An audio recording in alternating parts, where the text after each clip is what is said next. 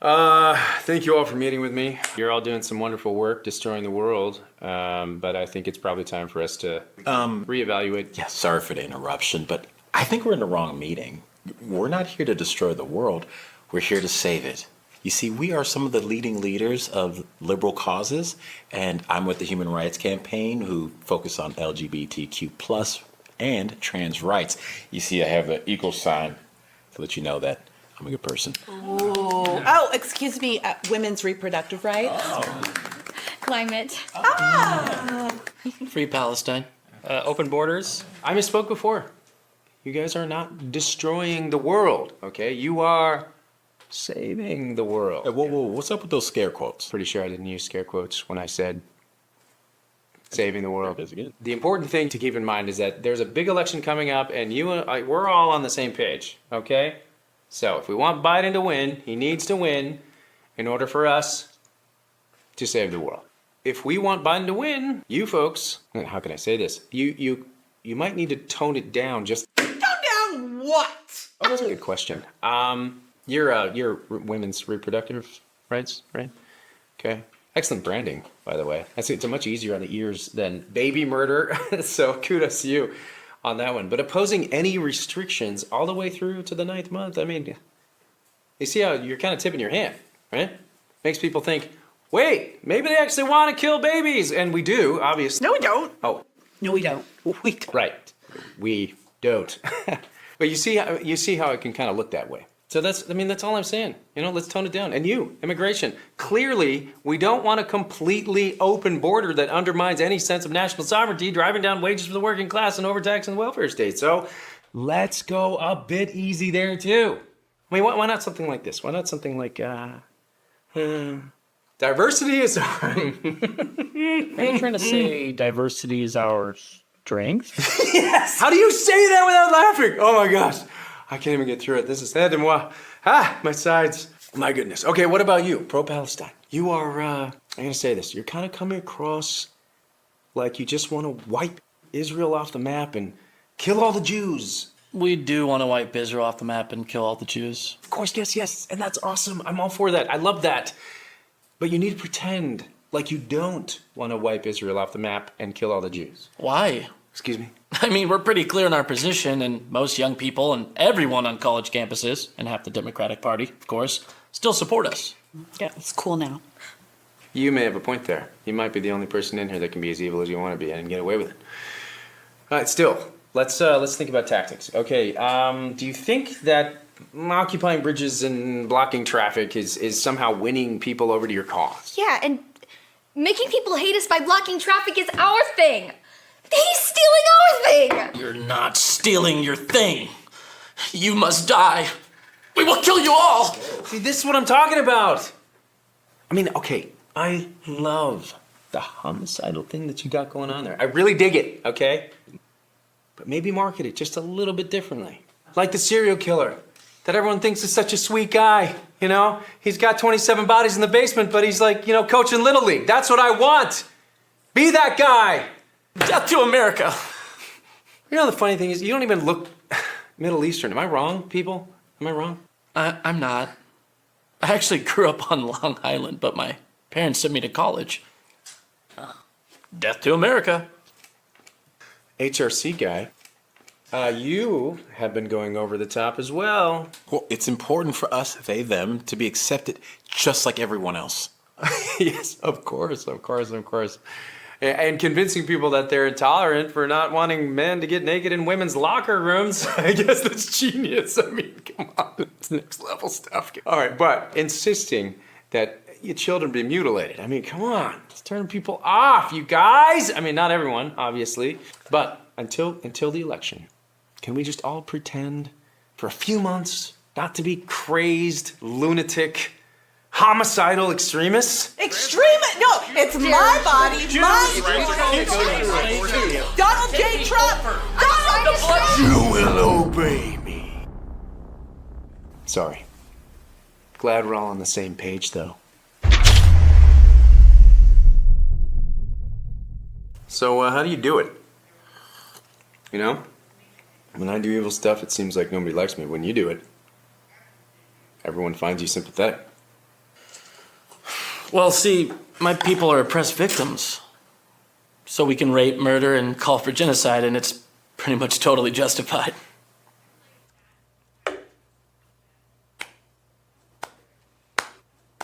Well done, Ahmed. Well done. Hey you! Are you enjoying these videos?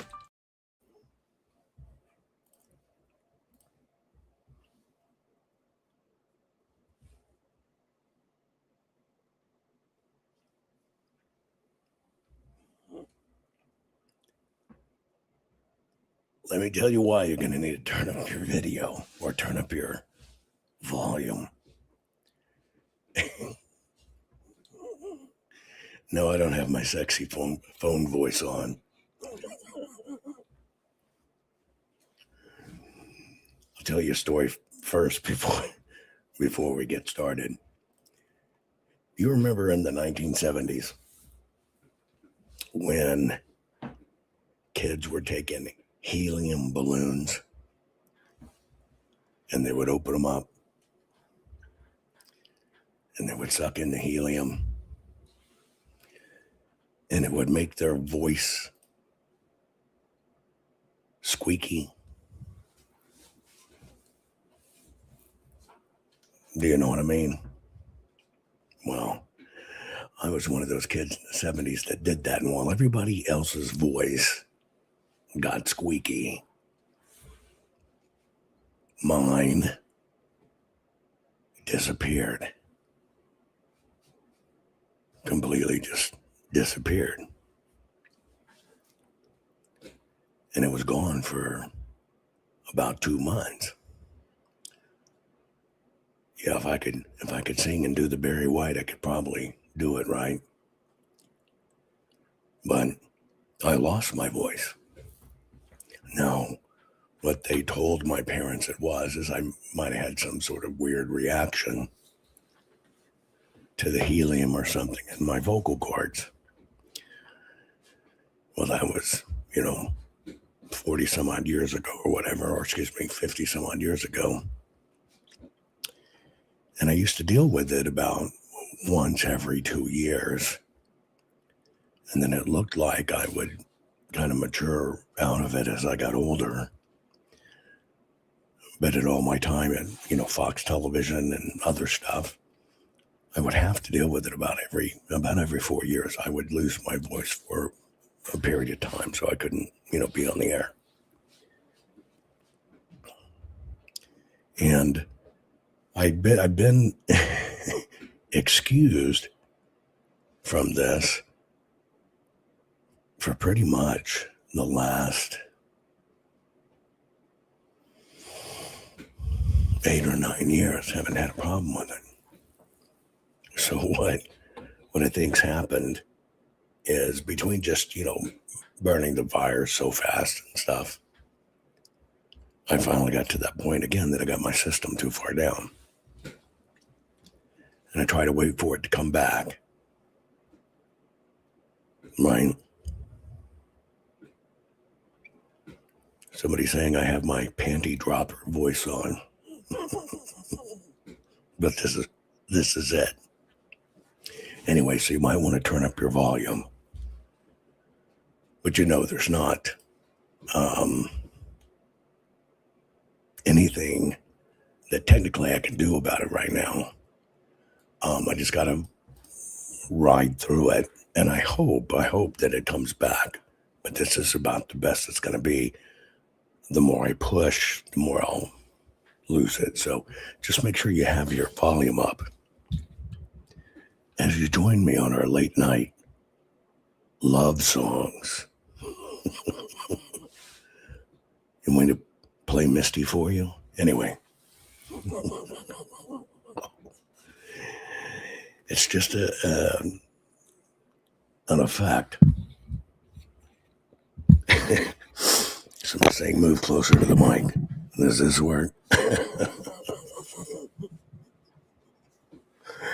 I'm sorry, but got to get back in the seat and got to do what I do. So we're going to have an educational program today. I pre-apologize in advance for the voice. But it's kind of one of these things that when it happens, I have to work and build it right back up. Once this kind of failure in my, it's called aphonia, is what it is, like, different than dysphonia, which is what RFK has. Aphonia goes to a total loss, but for a very short period of time. Okay, share this real quick. We're going to do some interesting training. And the training that we're going to do is we're going to talk about something that's going on that's kind of come up again. Our vote scanning systems are being turned off so nefarious ballots can be counted. So we're going to unpack just a 2-minute video, but we're going to unpack it factually because my job is to make you the smartest patriot in the room. So share this program. I'm going to get some warmth on my throat and see if I can keep at this. So we'll get started in about 2 minutes. Warning.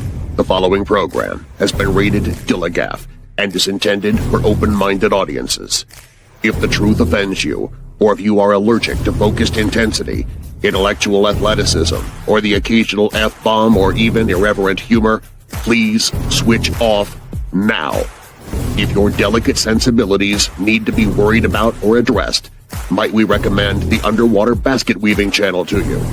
Otherwise, sit back, enjoy the wisdom, insight, and wicked sense of humor. Cut the crap.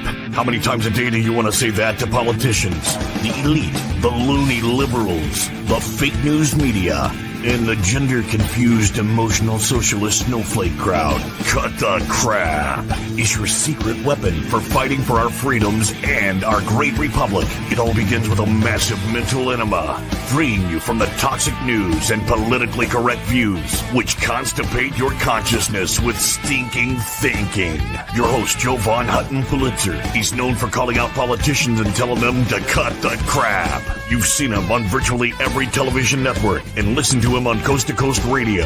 And now he's here to help you learn to fight for America. Culture, race, and American politics. They all have one thing in common. They all need to cut the crap. Now, here's your host, Jovan Hutton Pulitzer.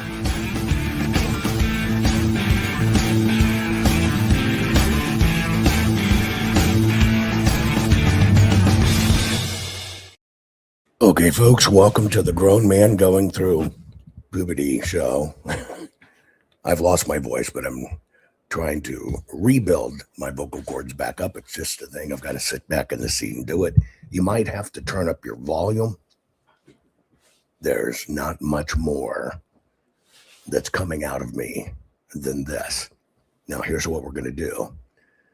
We're going to unpack a 2-minute video. I don't know if you've noticed that President Trump has started sharing a tremendous amount of election integrity work and videos.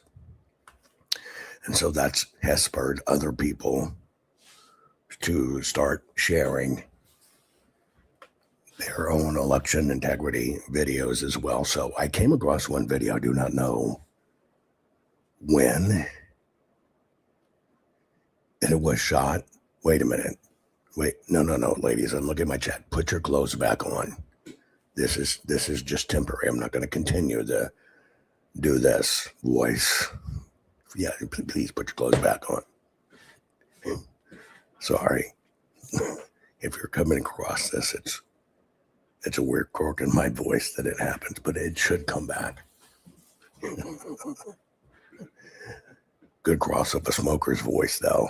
But there's no power. I can't put any power behind it. If I try to push, it drops and it goes away. Here's what we're going to do. I'm just going to unpack. Okay, I'll do this voice. Have your martini shaken, not stirred. Get your cigarettes out. We'll play like we had a good time. But we're going to cover not the movie trailer, but the election tally systems. Here's the question. Are vote scanning systems being turned off so nefarious ballots can be counted? if you've been paying attention, election integrity is kind of going through this weird resurgence. A lot of it's tied to this Venezuela smart manic crap. Hey, look, anything to get rid of the machines is great, folks. But getting rid of the machines does not fix the problem we have in the United States of America. Our problems are much deeper than that.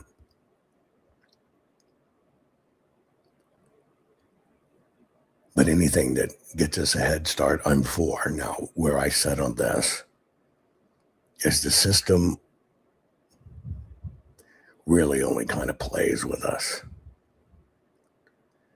It's never really going to fix itself when there's an opportunity to control elections. It's an illusion that our elections are transparent and accurate. So it's not about necessarily fixing it, but what the extent I don't think they're going to go to, there's never going to go to the extent to fix what needs to be fixed because it's federal racketeering. And we would have thousands upon thousands upon thousands of lawmakers going to prison for very long term. They're not going to do that to each other. So they're going to take steps and measures, steps and measures, steps and measures. That's one of the ones I want to talk about today because there was a video that I saw online, even though my voice isn't here and it hadn't been on the air. I'm still here all throughout the time doing work, doing research, working on my next books or anything else like that. I'm here. I just haven't been able to communicate. And of course, when my voice is like this, I can't do radio or anything like that. Specifically radio. And so here's the context that we're going to do some teaching today, because it's very important that we get this correct. That's it. We must get every bit of this in election integrity correct. It's not cheerleading camp, although I'm all for cheerleading camp.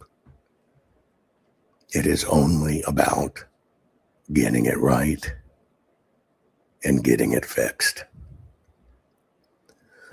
But this video was just too good to pass up because there's so many topics we can talk about in 1 2-minute video. So here's how it came about. There was a post that somehow I managed to see come across my Twitter feed. And yeah, you're hearing my voice differently. It's a condition I have that haunts me every few years, that I lose my voice. Although if it's a teaching tactic that I do late night music voice that you can get naked to and it makes you pay attention, then maybe I'll try to teach this way. I don't know. But I saw this post come through. And it's, as you can see at the top, it's by Record Professor Clemens, that supposedly doubted if somebody knows about elections and stuff. But what he was posting was for this other fellow, which you've seen before, William Daugherty, who is a math science and tech professor as well. Currently serves in some position at Texas A&M. You've seen him in the movie Selection Code. Here is how this text reads, which you can read it for yourself on the screen. But Clemens says, so much election fraud to expose. Hang on 1 second. I had to mute that or it would splatter all over the screen, sorry. Expert explains how hundreds of thousands of fake ballots with no chain of custody were submitted through Dominion tabulators configured not to check. So sorry, not to check for counterfeit paper. So this was the post. Expert explains how hundreds of thousands of fake ballots with no chain of custody were submitted through Dominion tabulators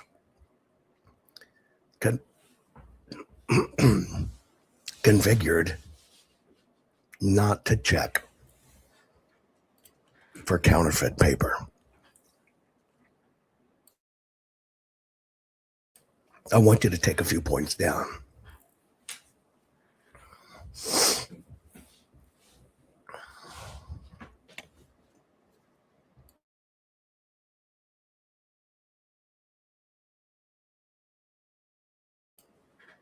And I'm sorry for this, but when this happens for my voice, I kind of have to go through this exercise, because if I don't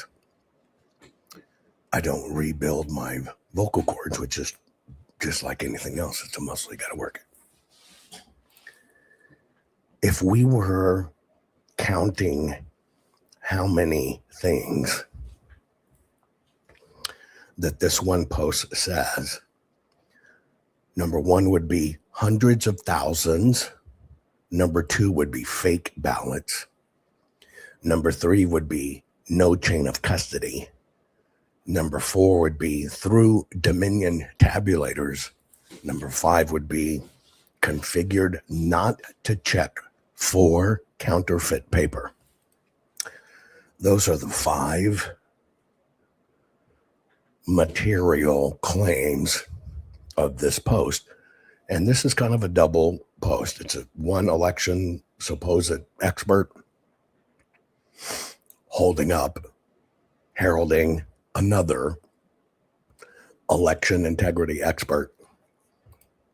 Number one, hundreds of thousands of ballots. Number two, that they're fake. Number three, no chain of custody. Number four, submitted through Dominion tabulators. Number five, configured not to check for counterfeit paper. I'm going to play the video for you. I'm going to play it all the way through once. It's 2 minutes. And then what we're going to do is we're going to unpack it. Now, the reason we're going to unpack it is because you sitting there may not realize this, but you are the key to us winning and getting our election fixed. Not a single expert out there. Not even me. I'm not the key. I'm a conduit, but you're the key. The reason I'm doing this is because if you don't understand it yourself, you cannot instruct your government, your lawmakers. You're it. You are it. You are the only thing that matters in this. Not a single expert, not a single professor, not a single attorney, not a single anything. You are the key. You are the one that possesses the power to get this fixed. Now, many times the system will usurp your power by frankly getting you to say stupid crap. Right? The system many times will trick you into saying things, claiming things that destroy your chances as an American voter to get it fixed. And that's why I'm doing this. Because, frankly, I'm like you. I don't want the rat bastards to win. This is about our children. For you and I, folks, this is over. All we can do is assume the teaching role and the instruction role. But this is about our kids and our grandkids and our great grandkids. But you're the key to getting all of this fixed. Nobody's going to go from late night infomercials, hawking pillows, to becoming a governor that's going to fix us. That is not how this works. It is we the people. It always will be we the people. So with that, I want to show you this video first. This is where we'll start. I'm going to play it through. I do not know. I know there's probably an hour of this out there. I hadn't seen it before. But we're just going to analyze approximately 2 minutes here. Here we go. There were many problems discovered during the Maricopa audit. So in the first place, the Senate subpoenaed the ballots, and the Board of Supervisors delayed 5 months before they delivered the ballots. Out of 1,600 something boxes, all but about 50, the seals were missing or had been broken. There was no chain of custody on them. Dominion has a very specific requirement for ballot paper to be used in a Dominion scanner. So we're talking about something that's 4 or 5 times thicker than an ordinary sheet of paper.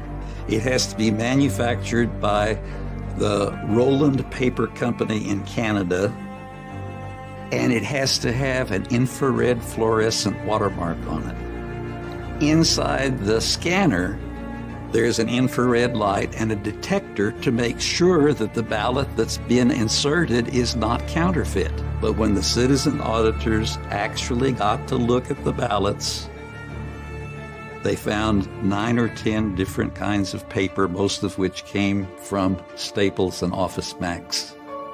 You say, well, how is this possible that they scanned 2 million ballots and didn't detect and reject the counterfeit paper? It's very simple. There's a configuration setting to turn the detector off.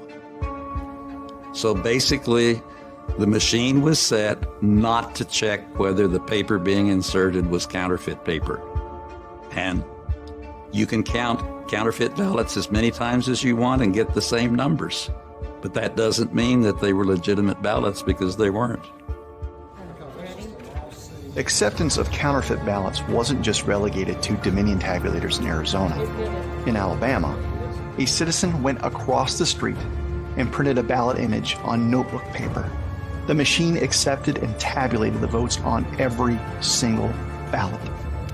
So in other words, you can make 500 copies yes. of one ballot Yes. and send them through. Just send them through. So this is why we need to be watching to make sure.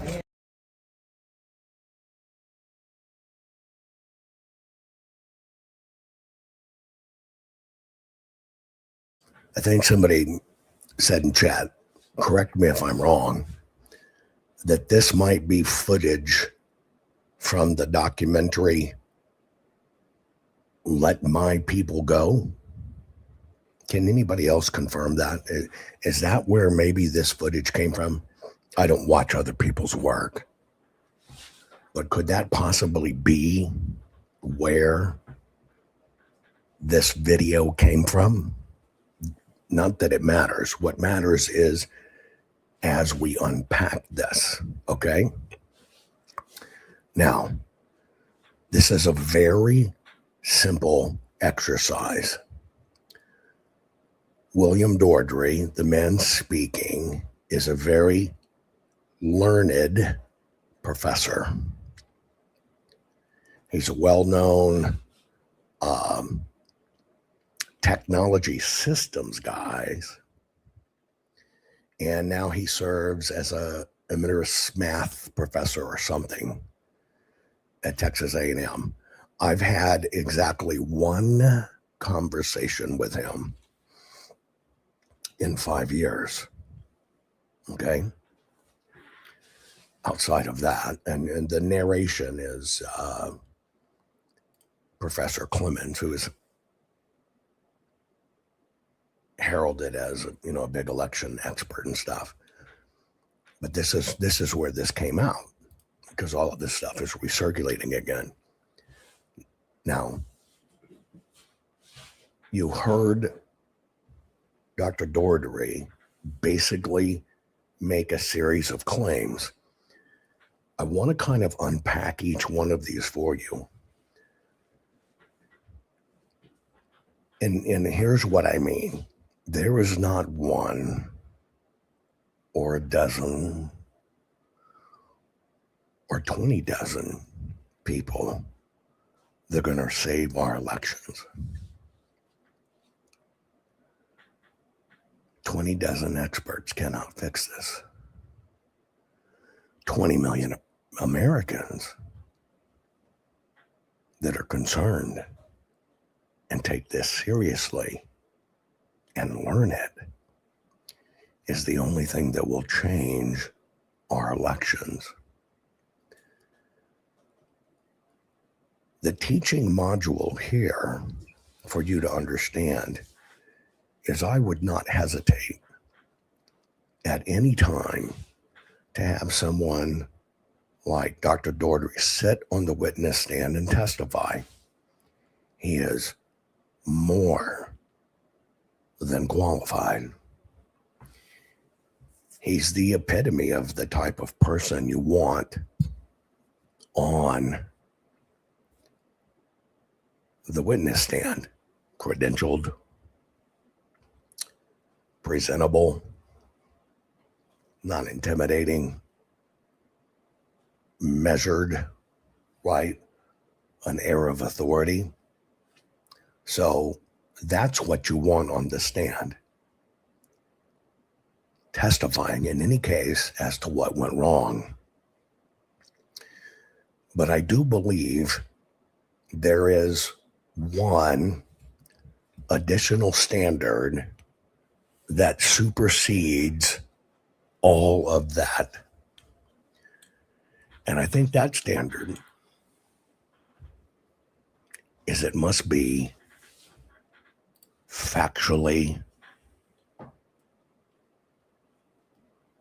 correct. Right? Factually correct. Now, from a witness testimony standpoint, Dr. Doherty is only repeating secondhand knowledge. Most of you know that. Now, why do you know that? It's because the work that he's speaking of, the facts that he shares, come exclusively from my team. So even in the witness stand, he can only speak of what he has heard.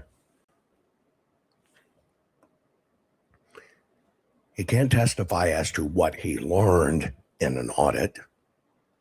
He can only testify as to what he heard. Now, since many people will look at people, and you should, he's credible.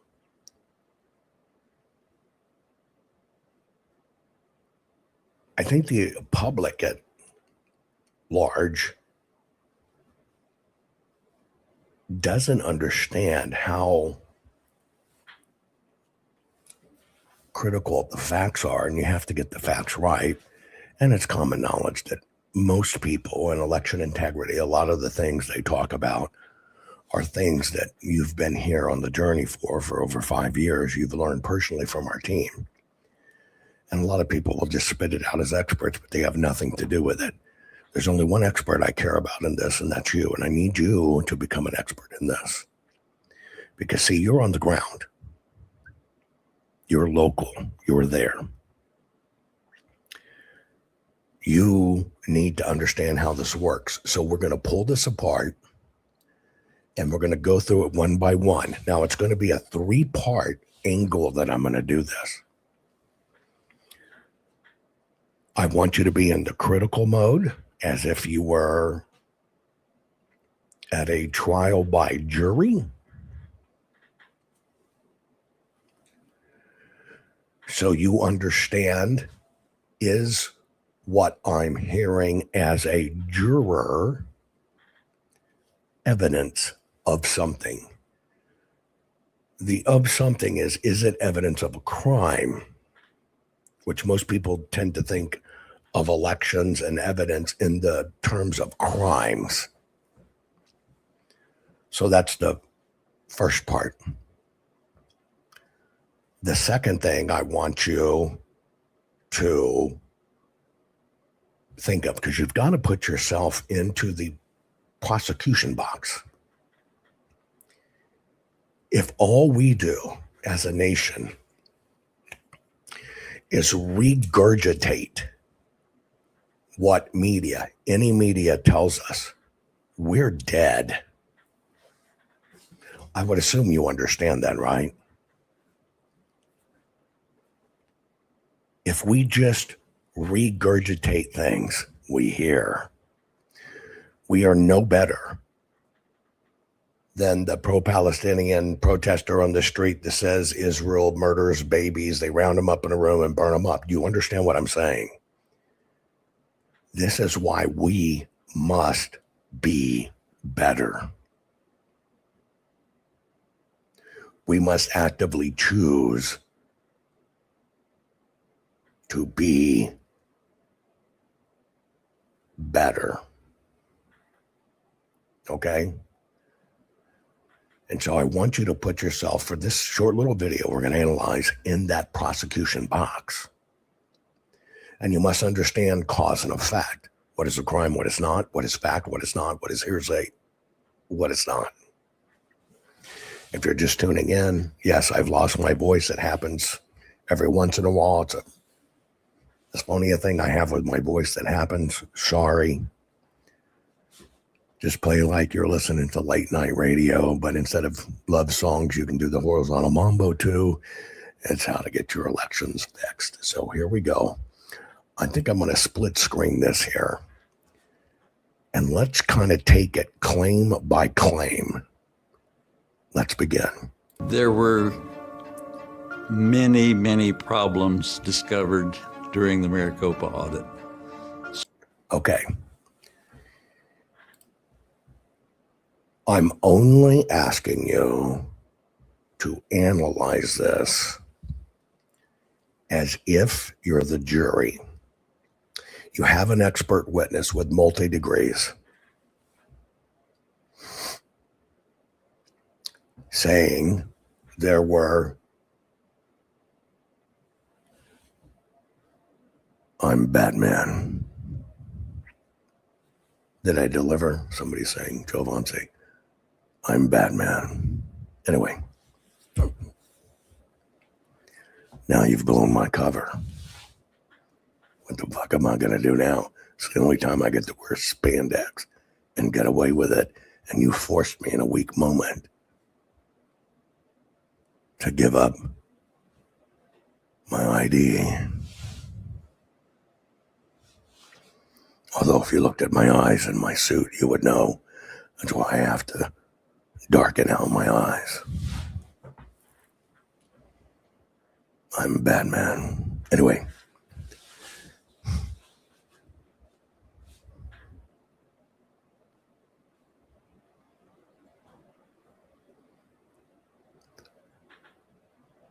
Guys people should not be trying to analyze what I have or have not shared with the Trump administration. And let me tell you why it doesn't matter what I've shared with the Trump administration. Because if you think President Trump is going to fix this, you're already misguided. President Trump is the lightning rod. You are the fixer. If you don't get this, if you don't adopt this, we won't fix this. Yes, it matters what he knows. But what matters more is what you know. Go back to that one little point. There were many, many problems discovered during the Maricopa audit. Okay. When you're in a jury box and you have an expert witness with incredible credentials like this speaking, and they're speaking, basically paraphrasing, there were incredible problems with the Arizona audit and discoveries of the Arizona audit. Can you use his testimony on that topic? Put it in chat, yes or no. Can you use his testimony? Put it in chat. No, you cannot. And the reason you cannot use his testimony is because it's hearsay. He was not a participant in the Arizona audit. He had nothing to do with the Arizona audit. And so you can't use that. In a court of law, it doesn't matter what he testifies to. If he was sitting in a court of law, you cannot use that testimony. He was not part of the audit. Therefore, it's hearsay. Therefore, he can't even be considered a material witness. Now, I want to remind you of one thing. People tend to think that documentaries are to inform you, and in a way they are. But documentaries are actually made to sell you, just like a television commercial. That's why they get all these documentaries on global warming. They're there to convince you. One of the things documentaries will do is use experts as the imprimatur. They hope you'll buy into the expert because they have all these credentials. You will assign a high standard to the expert, and you will believe what the expert says is absolute fact. This is from a documentary. Please take it for what it is. Now let's go to the next little piece. So you understand you can't use his testimony on that. So in the first place, the Senate subpoenaed the ballots, and the Board of Supervisors delayed 5 months before they delivered the ballots. Okay. This is a fact. In the lawsuit that allowed the subpoena of the ballots, the county election officials delayed for months and months. I'm not going to expand on it, but that is a fact. The question that should come up in your mind is what could have taken place in those many months. Now, the indication that the county did not turn over the actual ballots for 5 months, is that an indication? And Pat, I have the same question, but this is why we're going through this drill. We're fighting for our country. You will hear many things that sound like my team and me, but they're not coming from my team and me. And I'm trying to help you understand the differences and why they matter. So the first question I have, answer in chat. The delay of getting the ballots turned over to do an audit, was that a crime? Put it in chat. Yes or no.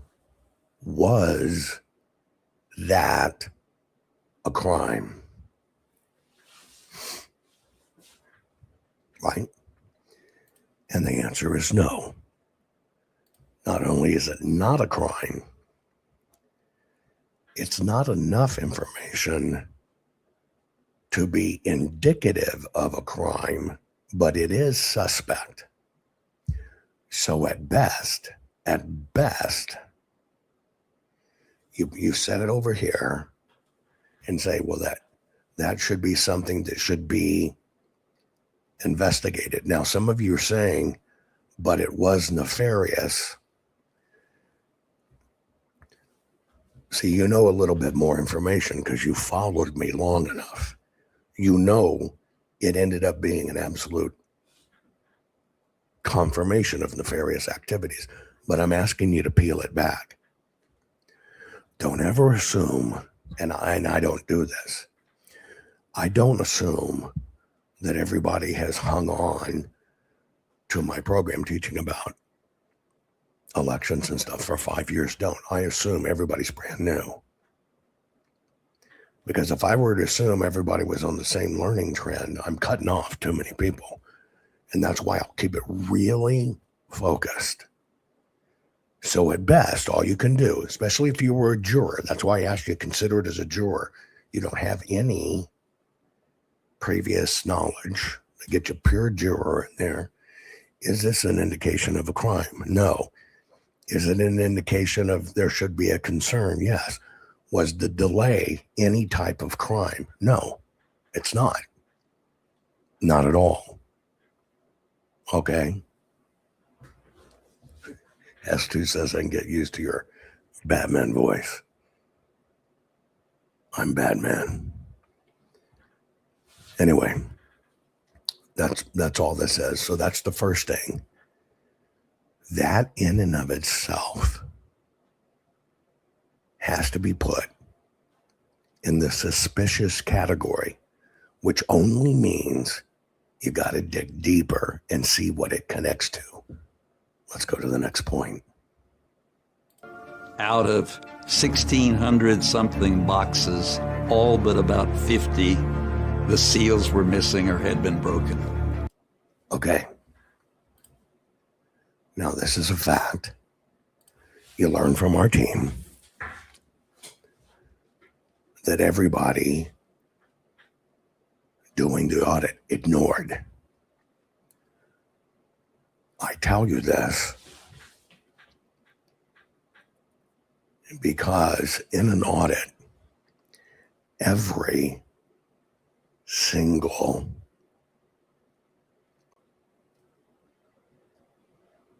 piece of evidence must be considered.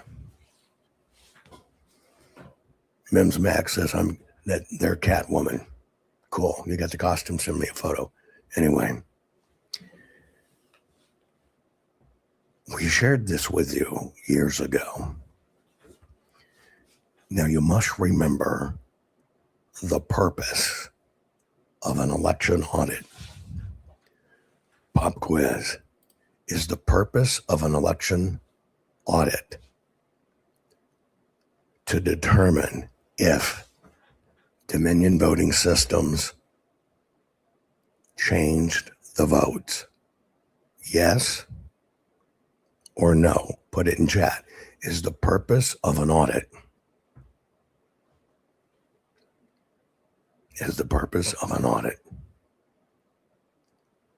to determine if Dominion voting systems changed any votes? The answer is no. Is the purpose of an audit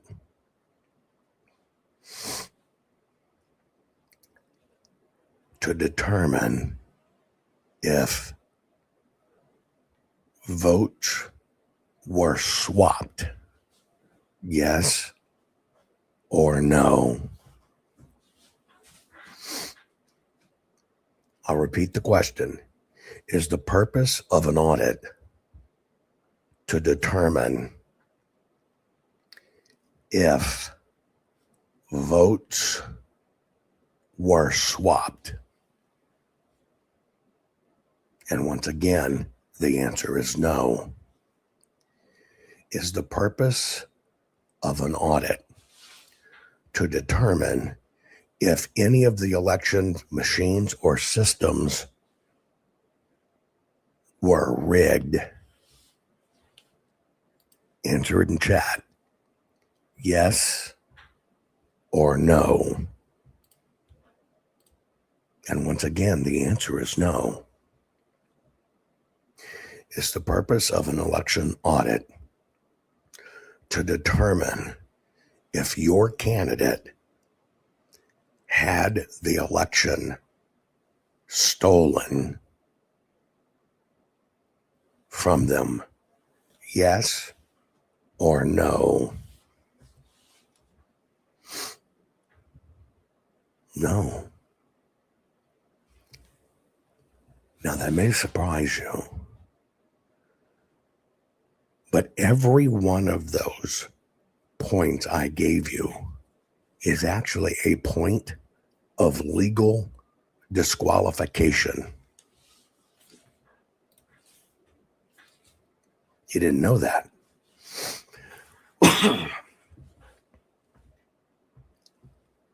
This is why I'm teaching you this point. Mike is correct. An audit is to determine if proper procedures and rules were followed. That is it. Now, why does that matter in a court of law? Because if you come in and say, I did this audit to confirm how many votes Dominion or whatever changed, you're immediately disqualifying your claim. Do you know why? Because you have come into the audit with a predetermination of intent that you have not audited yet. Therefore, you immediately compromised and poisoned your own audit. And basically, in the laying of the claim, in legal terms, you disqualify yourself. Now, the reason I need you to understand this is I just want you to think of all the lawsuits filed and all of these claims. I'm telling you right now, that was the system's plan. Don't ever underestimate the system. They know how to manipulate this shit out of you. Now, this is so mission critical. Because when you come into an audit, when you come into a claim basis, and you are already claiming crimes, it allows them to disqualify you. Our whole country, by so-called election integrity experts, making claims. And we're doing this because of the claims made in this one post. Claim number 1, so much election fraud to expose. That's a claim. And you just see claim after claim in here. Hundreds of thousands of ballots, fake ballots, no chain of custody, submitted through Dominion tabulators, configured not to check for counterfeit paper. That is training for your mind. And if they can train you to communicate that way, you'll never see the inside of a courtroom. And what happened in all this stuff, it never made it inside a courtroom. And this is a prime example. Why? The bottom line is, thank you, Lady Vu. My voice will come back. It just happens.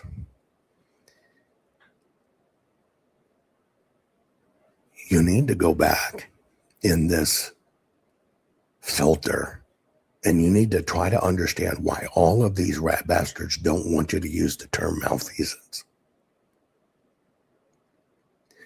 Because they know if you wise up and you use the law as the law is written, you will kick their ass. And so they have millions invested in controlling your words and in controlling your mindset. They need you to disqualify yourself. That's it.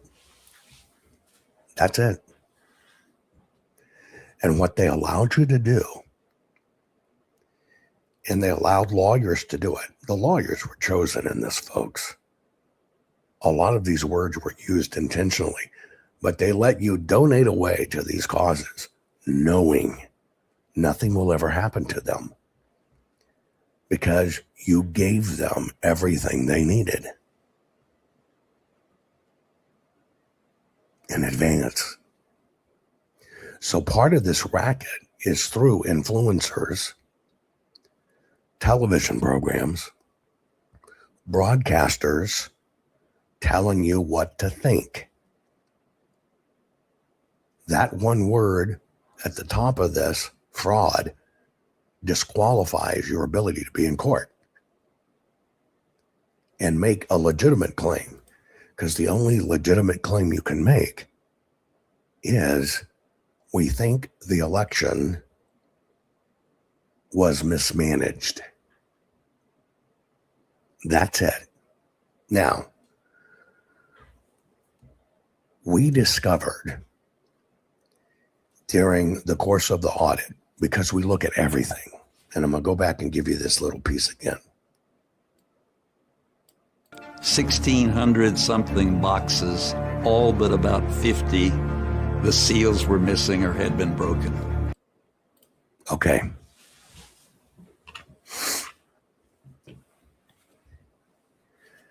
This, in and of itself, is not a crime. At best, it's malfeasance. It means they didn't follow the rules for protecting the ballots.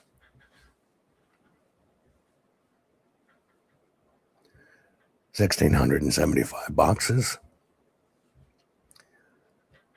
Out of 1,675 boxes, what we discovered is 52, only 52, were actually sealed according to the procedural's handbooks, meaning the rules they must run the election by say that those boxes have to be sealed. Once they're tallied, they have to be sealed in order and taken care of, and they must be permanently sealed. Now I'm going to tell you why this matters. That word fraud right at the top makes sure this evidence didn't get used. Here's why. It's not 1,675 boxes and only 52 were sealed. You have to ask the question about what was the story that those 52 boxes told. This is forensics. You look at it, you make no predeterminations, none, zero. Okay, if there's 1,675 boxes, and for some weird reason only 52 of them were sealed according to operational procedures, then you ask the second question is, what is the difference between these 52 boxes and these 1,625 boxes? That's the second question you must ask. Now, I'm going to pre-give you this answer. You already know it if you followed me for a long. The 52 boxes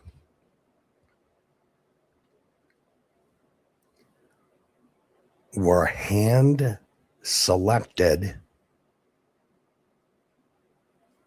at the close of the election by Katie Hobbs and team that said, if we get audited, we will only look at these boxes. Now, the first thing you should learn in that is when they tell you, well, we just have boxes from random batches and we check them. Is that a true statement?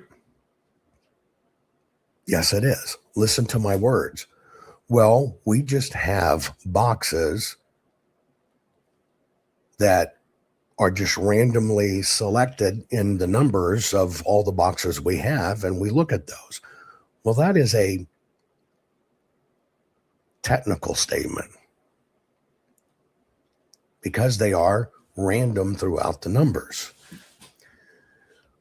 What they're negating telling you is they were pre-selected, which now generates another question. Why would you pre-select boxes?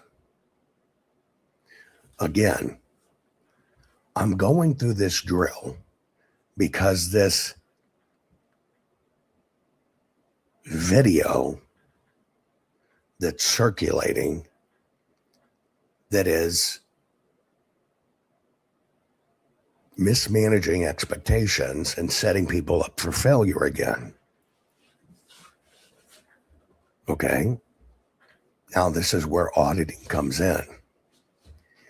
Anytime they do a set aside, right, of any boxes of ballots, there is a piece of paper that must go with it. If they don't have that piece of paper with it, it compounds their problems.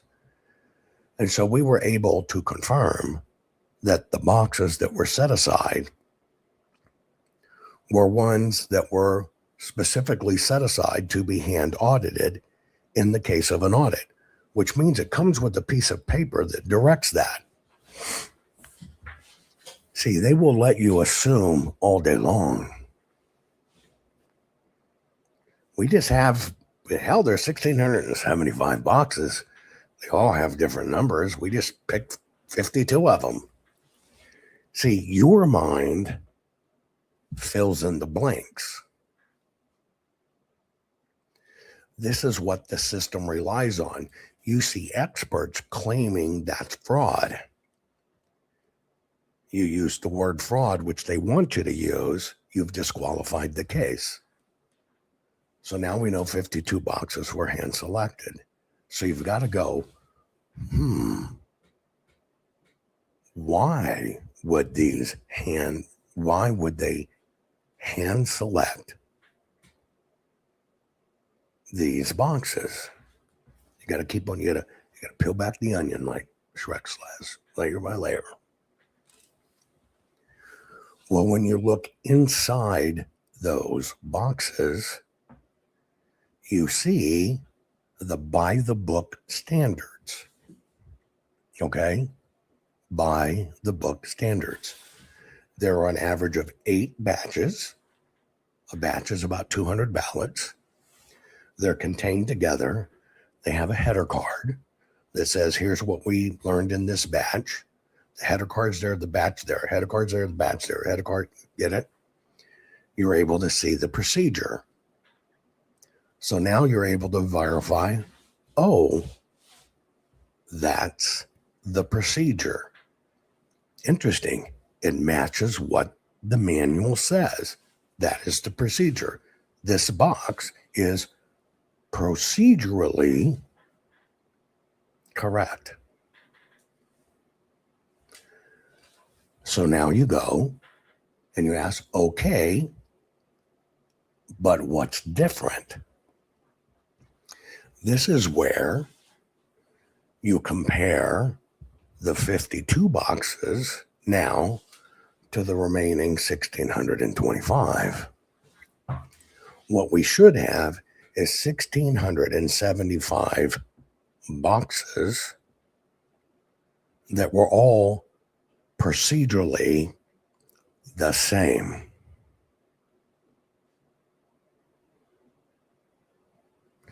So now you ask, if these boxes match the procedure, they're sealed, they're in order, how does the rest of the boxes look compared to these 52? Well, in the 1,625 extra boxes, they were not sealed. All of the batches were just all over the place. Header cards were in the bottom. The batches weren't kept together. And where batches were kept together, there was just a bunch of other random ballots just stuffed in the boxes.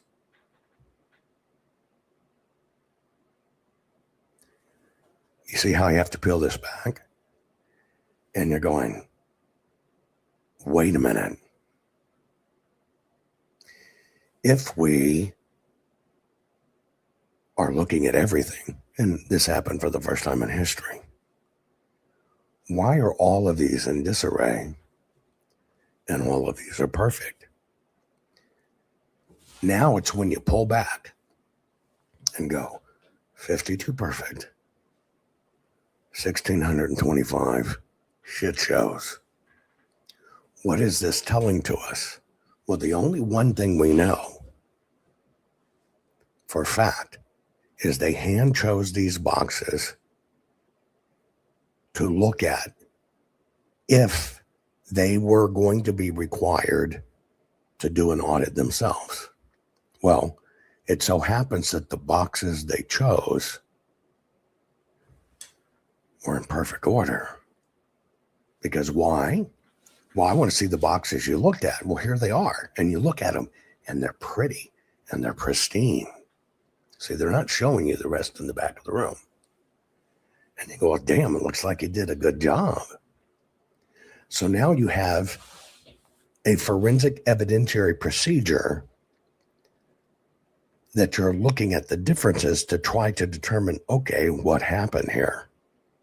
Now, when we got to the end of the audit, we found the paper was a shit show. We found the printing was a shit show. We found the no folds was a shit show. We found the duplicates was a shit show. All these things bad. You know what's also unique to those 52 boxes?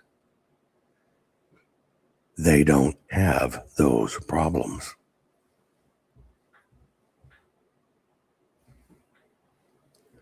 Wait a minute.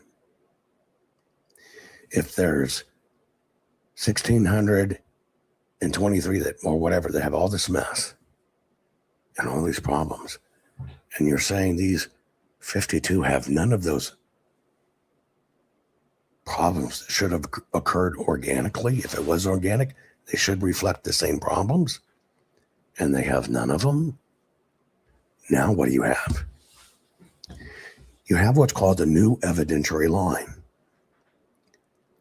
Because basically you go, if these are random and they were just pulled and they're supposed to be representative of snapshots of the election, how is it that they don't have any of the problems that 2 million plus ballots have? Get it? It is in this process that you now begin to see there is no way that could have organically happened. Again, this is a forensic investigation. I'm covering this very simple video that's told you our vote scanning system's being turned off so nefarious ballots can be counted.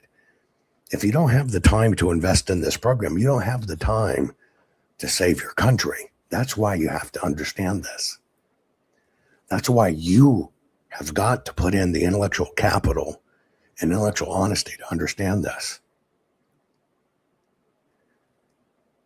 Now, just in this one, I'm going to wrap this up very conveniently.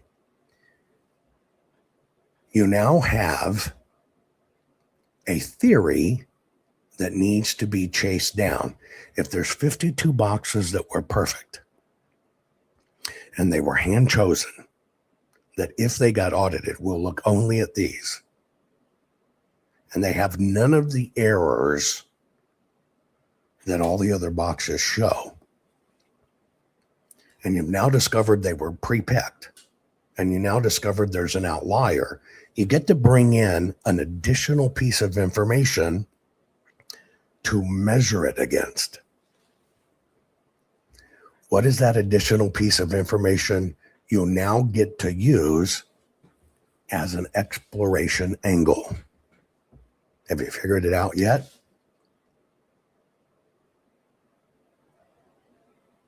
He told you in the problem. I'm going to go back.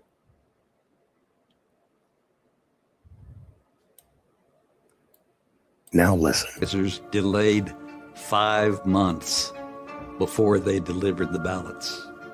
Out of 1,600 something boxes, all but about 50, the seals were missing or had been broken. Now, if 52 boxes were chosen on the day of the election, that will audit these if we are forced to do an audit. And you now know these son of a bitches were perfect. And you now all of these were in disarray. What's the material difference now? What's the differentiator between the boxes? You ready? Those 5 months. This is how evidence comes into play. This is why you cannot make any assumptions. Any assumptions.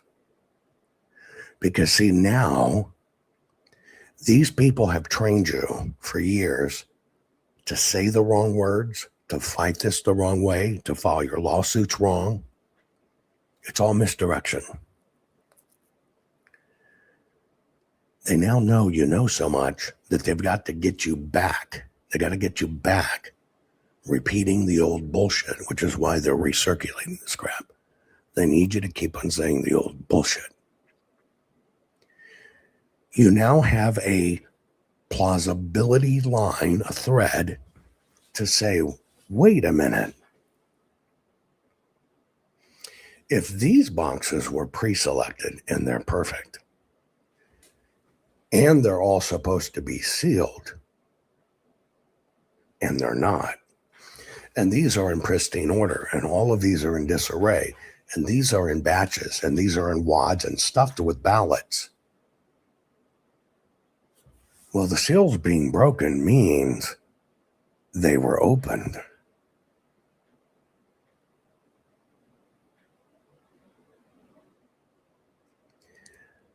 So now you have a question. Well, since they were supposed to be sealed on election night, and they obviously weren't sealed, what's the difference between election night and now? 5 months. Now you have an entirely different line of forensic questioning. Could the reason we are seeing these boxes, it's a question, could the reason we are seeing these boxes in disarray is because people accessed the boxes over the course of 5 months?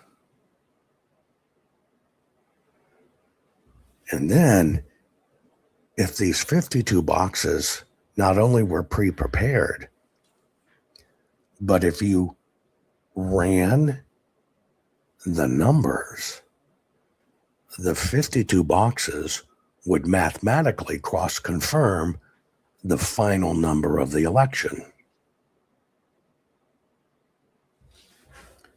which they never had. So can you look at this a different way? Well, yeah. What could have happened in those 5 months? And then when you look at the numbers and you realize they were scanning in ballots a month after the election, and that none of the ballot types matched, not a one. They were way off. They said there were mail-in ballots. They weren't machine folded. There were too many hand folds, and there were too many no folds. So now what do you have? See, this is just a fact. Why were they running in 100,000+ ballots a month after the election? Why do none of the numbers add up as to the material fact of the paper? Meaning it should be mechanically folded if it's a mail-in ballot. Meaning it's hand folded to walk in, but that's way over the top. The no folds is election day, but that's way over the top. Do you have an answer? Potentially an investigative thread you can now pull that says, well, what was really happening during those 5 months? Now, the question is, if you can prove that over the 5 months, right, that they decided the outcome of the election, it was never real, then all of a sudden, oh shit, these guys are going to get the ballots. We got to delay, we got to delay, we got to delay. Fuck, we got to pull all of the ballots that show Trump really won. We got to pull all those ones and we got to replace them. Now, can you understand why none of the numbers match and everything's off? There should be X number of folded by machine ballots, but that number is 2 full digits of percentages lower in every single one. It's because those weren't the original mail-in ballots. This is forensics, folks. Now, I took you through a piece.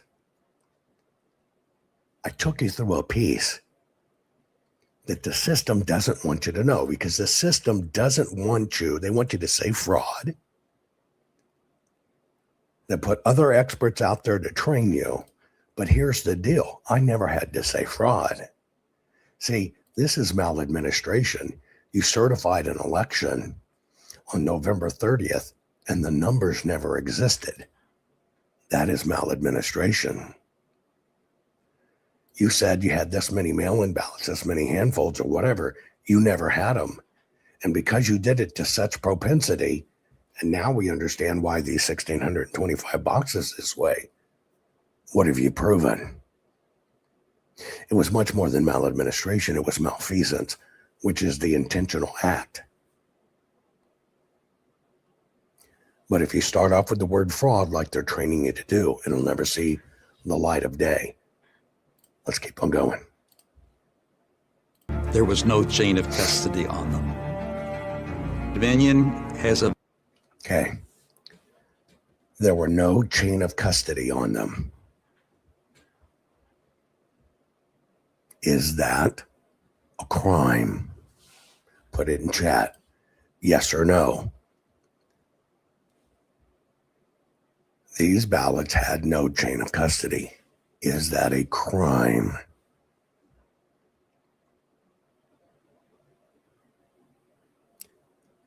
No. Is it fraud? Is it proof of fraud that there was no chain of custody? No. You're right. It's a breach of protocol, which is maladministration. They're supposed to have a chain of custody. The boxes are supposed to be sealed. They're not. It's maladministration. You didn't follow the guidelines. See, all you start weaving together is you didn't use the guidelines. You cannot use corruption. Somebody says, instead of fraud, can we use the word corruption? Yes, let me tell you how that works. Go down to your county.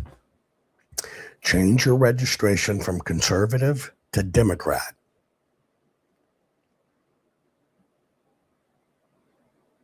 And then you can use that word all day long.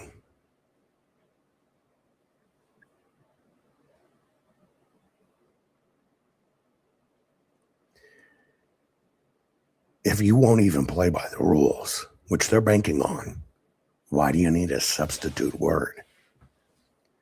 See, you either get this right or drop out of the game. The system, fraud. Well, I'm not going to say fraud because Jovan says don't say fraud, so I'm going to say corruption. Does the word corruption have a definition?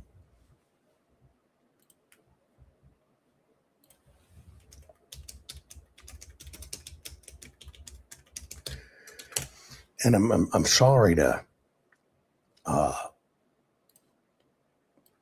get so technical on this, but somebody asked in chat, well, can't we just say corruption? I'm going to let you answer your own question. Corruption, dishonest or fraudulent conduct by those in power, typically involving bribery. Did you prove bribery? There's that damn word fraudulent.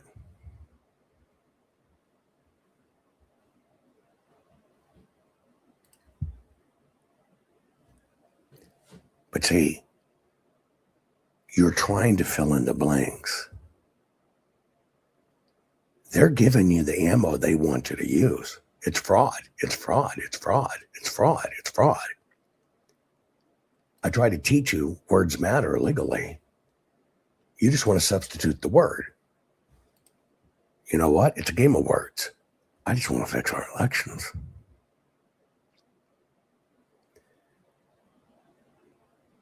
The reason they're afraid of me is because I can eat their lunch. The reason they won't debate me is because I've already won.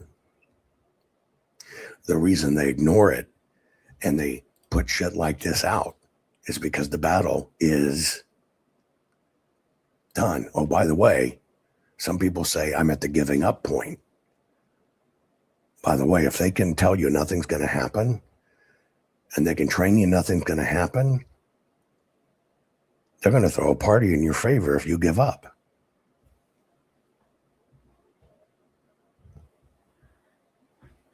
That's what they want you to do. If they can make everybody say, fuck it, I'm not going to vote anymore.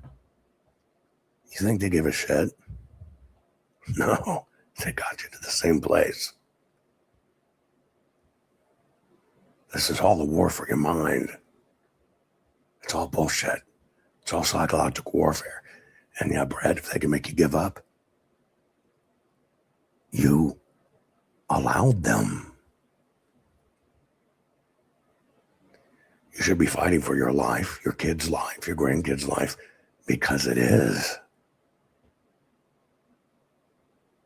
I don't know how to give up.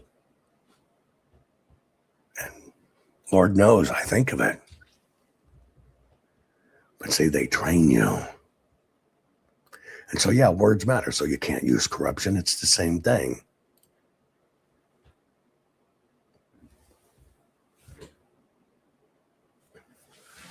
That's why I'm doing this.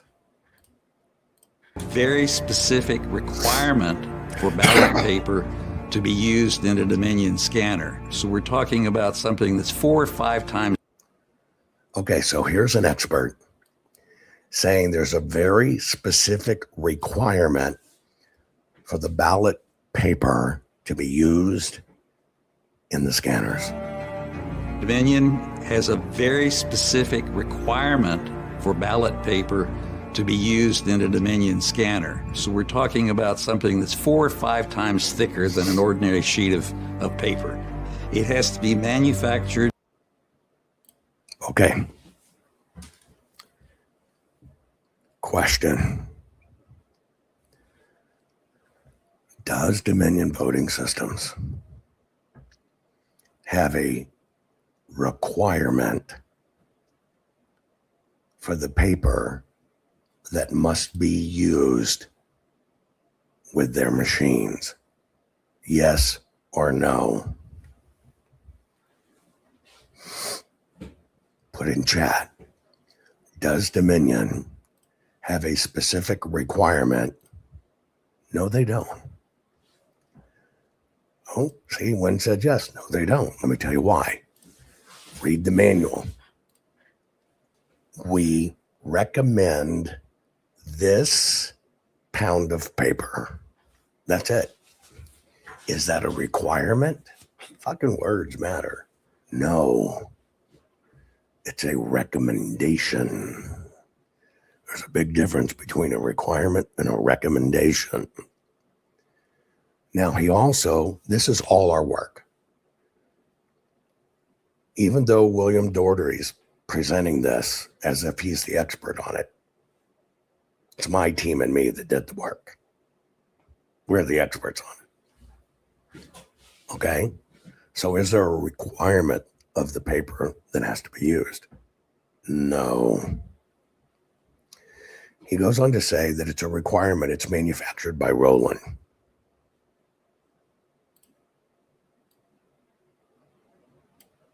Of paper. It has to be manufactured by the Roland Paper Company in Canada, and it has to have an infrared. Okay. So he basically says it has to be it has to be manufactured by the Roland Paper Company in Canada. Is that factually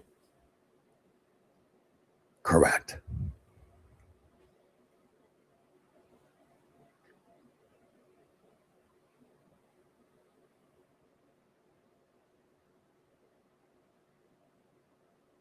No. There is a preferred vendor they use, which is Roland. Now, let me set this up for you. There's a fellow by the name of Bob Hughes, which we brought into the process. We brought him into the process because we knew he used to run Runback. We brought him into the process. We used him as a go-between between Roland and us and the whole bit. Now, to this day, the guy, you would think he's the man that did it all. And he certainly takes credit for it. And now talks like he's a prosecutor. But here are the facts. It's not a requirement. Period. Runback does have contracts to acquire their reams of paper. They're big old rolls like hay bales. Big monster rolls of paper. They do acquire their paper from Roland in Canada. Now, technically, just so you understand, by United States operational procedures in our elections, the paper we use in our elections is supposed to be from the United States of America. Procedurally, it's already out of whack. Okay? So what we did is we got to know the Roland Paper Company. We did the debriefs. We did the interviews. They sent us all kinds of material and information and facts. They worked with us hand in hand to develop our forensics for the paper. So I don't know why he's commenting on it, but okay. And I do know that Bob Hughes takes credit for all of it. but for all the forensic work, it's our team, et cetera, et cetera, et cetera, et cetera. Now, I'm going to give you a few rapid fire things here that are material to the 2020 election. Number one, for the first time in history, a county came out well in advance of the election, a year and a half in advance, and started bragging, and this has nothing to do with Canada, and Canada is not material to this fact. Zero. Focus on Canada, you missed the point. For the first time in history, a state and a county came out and said, we are exclusively using vote secure paper for the 2020 election.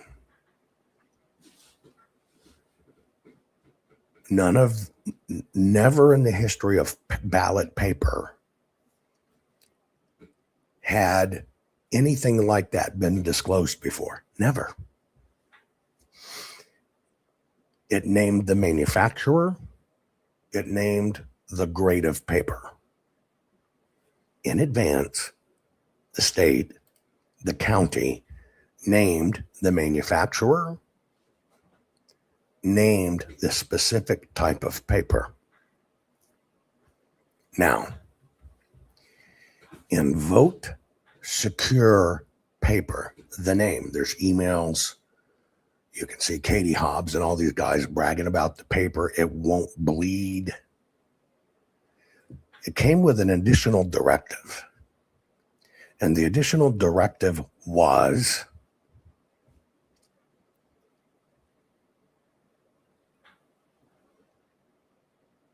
you now must use a Sharpie to cast your vote.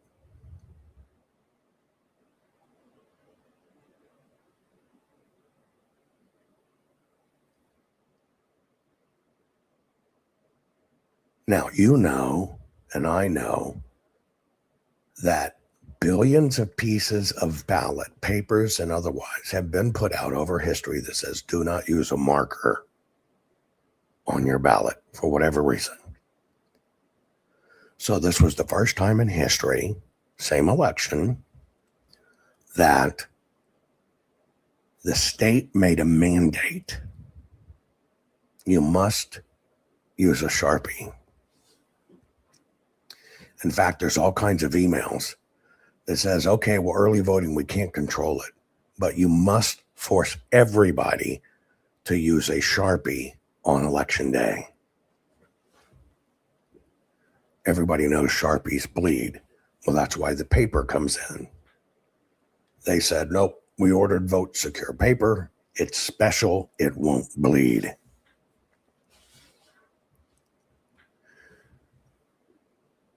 So what you do in any audit is you're auditing their claims.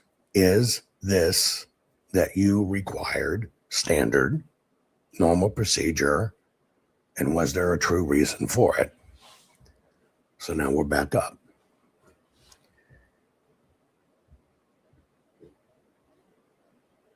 In interviewing Roland, we found out something interesting. Roland Paper Company told us Maricopa County did not order vote secure paper. Now you have to ask yourself a question. If Maricopa County, which is basically the state of Arizona, said for the first time in history, we're using vote secure paper and you can use Sharpies, and vote secure paper is owned by Roland, And we're investigating rolling now because that's what a forensic investigation does.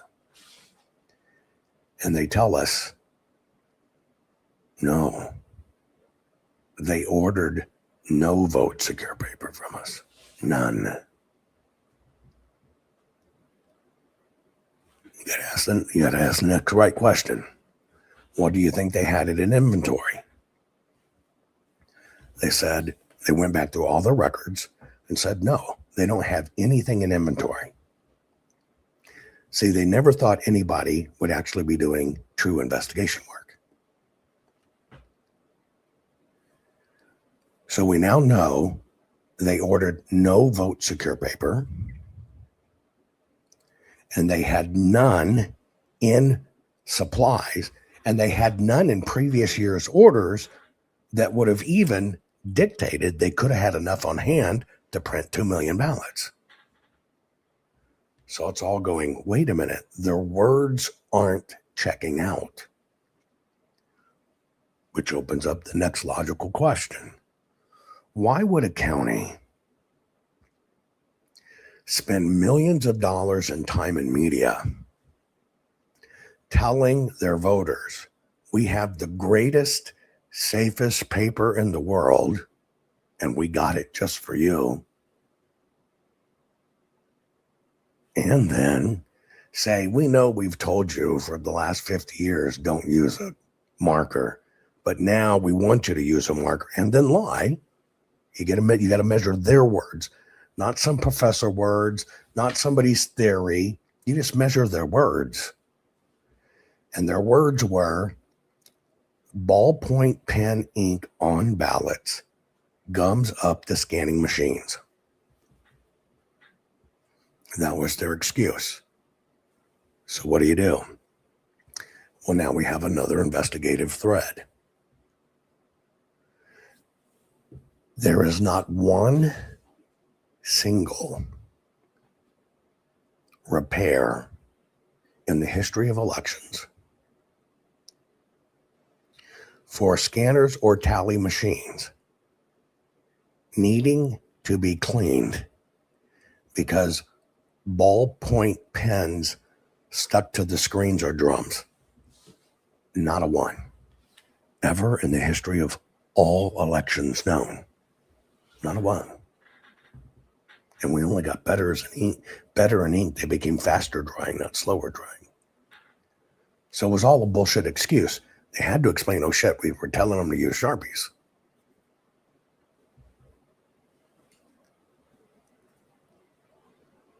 And they know they're going to bleed because they're being taught it's going to bleed. Well, we got to have an excuse. Well, we're using a super paper and pens are bad. So Sharpies are good. About face. We'll see people believe that shit. Now I'm going to cover these in synchronous. I'm going to cover the little last part of it here. Okay. Dr. Doherty goes on to explain that this is a very particular type of paper, and he is correct. But let me let you hear his explanation of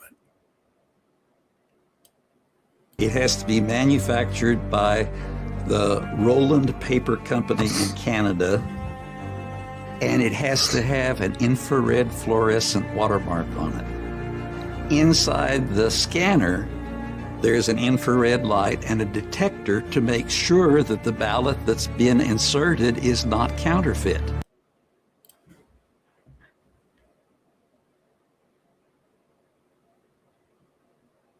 %100% bullshit.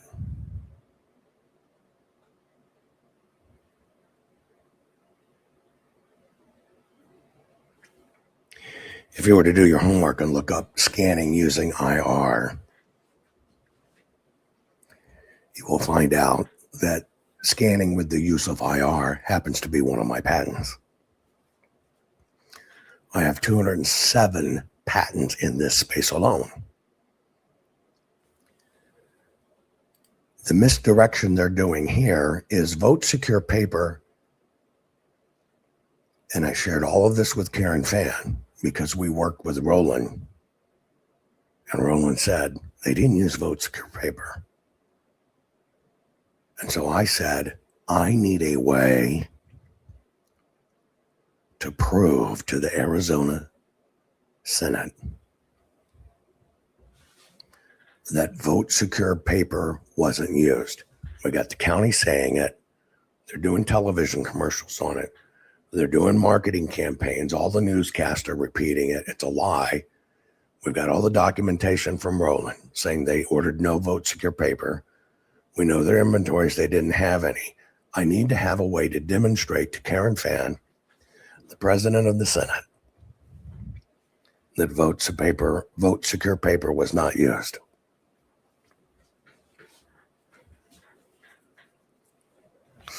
So Roland sent us even more care packages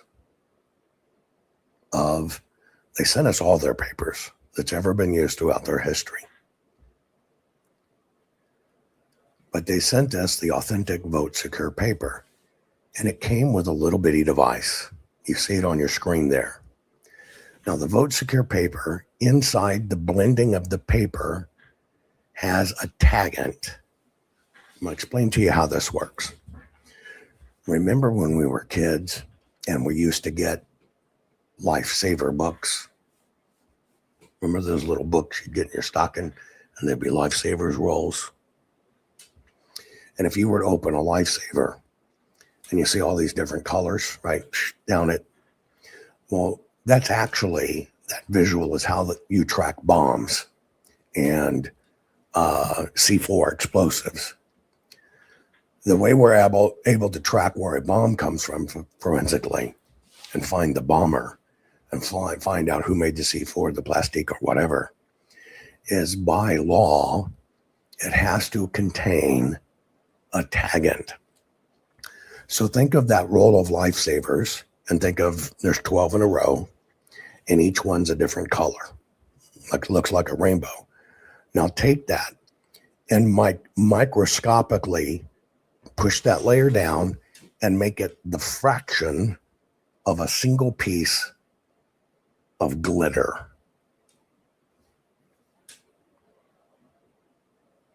Think of all those layers. And now you're going to microsize it to about the size of a corner of a single piece of glitter. Now, that tagant, T-A-G-G-E-N-T, is distributed to all of the explosive manufacturers.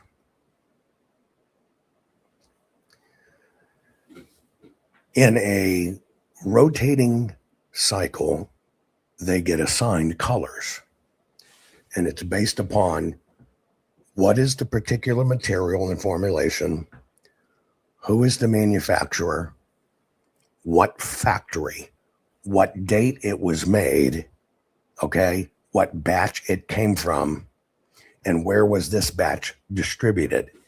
It's an ID code in color, and it's microscopic. And so these things are exploded to about the size of dust. That powder is sent to the manufacturers, and as they make their bomb-making materials, they've got to mix it in the powders. If their bomb-making materials do not contain their tagans, they violated federal law and be shut down. So it has to have these tagans in it. Now, why are they in there?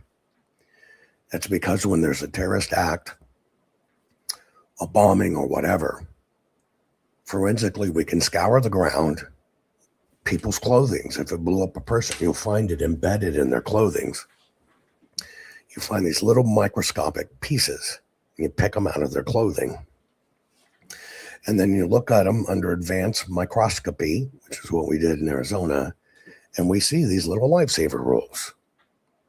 And by that lifesaver roll, we're able to tell everything about where did this explosive material come from. That is called a tagant. Okay? A tagant.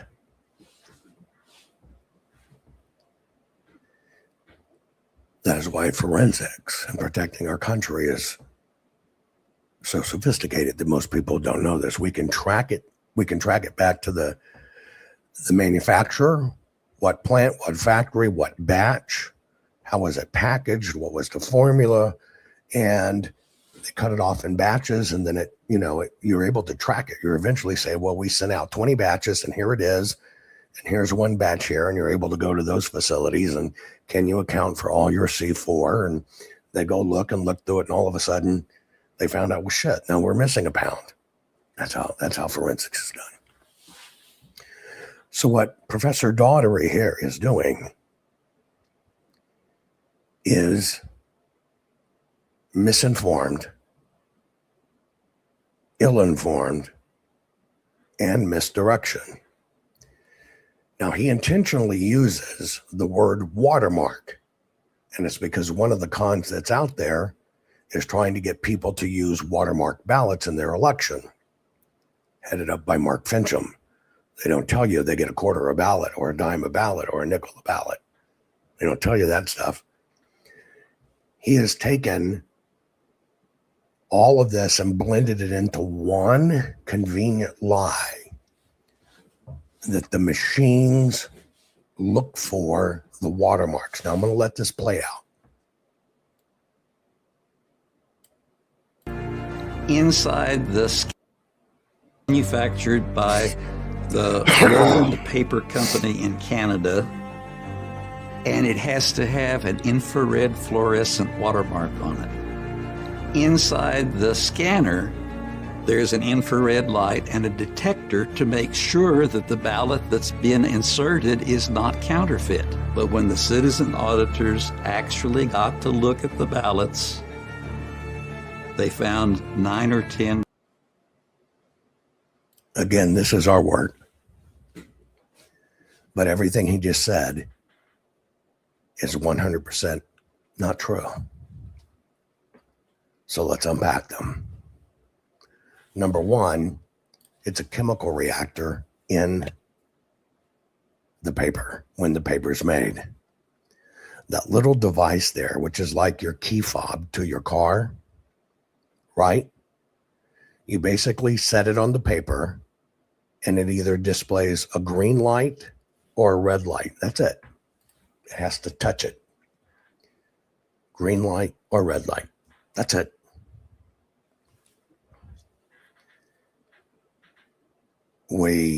My voice is loosening up the more I use it. That's why I need to do this.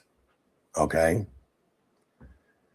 And so there are no watermarks. The system wants to sell you, we're going to cure this with watermarks. They've already began. But as I taught you, there is not a single scanner or tally machine in use now or in use in 2020 that can verify a watermark. There is not an IR detector in these things. This is blatant misinformation. Not a single scanner or tally machine can verify if the right paper was used or if the paper was counterfeit. Now, the problem I have with this is a top academic expert. And this is crap. Now, what he's going to go on and tell you is they turned off the machines not to recognize the paper. That is incorrect. And that's not how it works. He knows not of what he speaks. But this is how bad the misinformation is out there. Yes, we discovered all different types of papers used. We confirmed it. But you do that with fiber forensics and tens of millions of samples, okay, in order to detect it. These are the things we were looking for. The color dots we were looking for, you'll see the little blue dots to the top of your screen, those little blue dots, those are stochastic mix, machine inserted color. Through our filtering system using scans, separate, not in the scanner, we can pick out those dots which appear blue and highlight them and confirm, yes, this is the right paper. If you look on the left, you'll see the fiber line and you're looking at the broken fiber. This is how microscopy works in forensics, but you see that line, how it's broken? That also meant it was machine folded in the exact right place. It should fall on that line. It did. The bottom left, that red should be there. You can see this was filled out with a ballpoint pen. This is our forensics. But we've got somebody trying to convince you this is a watermark and that they just cut off something in the machine. And I'm going to tell you why. Because they've convinced the states to use a ballot with a watermark. It's total bullshit. It cannot be tracked. It cannot be spotted. None of the machines do it. But they're trying to sell you the narrative. If they were so-called expert, they just turned that off on the machine or we would spawn a counterfeit. It's a total lie. Inside the scanner, so we're talking about something that's 4 or 5 times thicker than an ordinary sheet of paper. It has to be manufactured by the Roland Paper Company in Canada, and it has to have an infrared fluorescent watermark on it. Inside the scanner, there's an infrared light and a detector to make sure that the ballot that's been inserted is not counterfeit. But when the citizen auditors actually got to look at the ballots, they found 9 or 10 different kinds of paper, most of which came from Staples and Office Max. You say, well, how is this possible?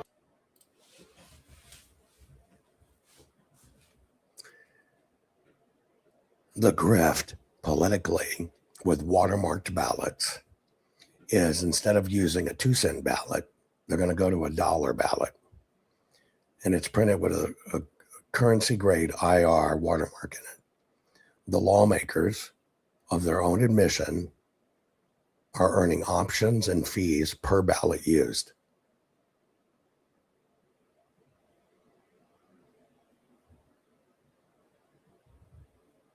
But do the machines detect them? No, it's a false sense of hope.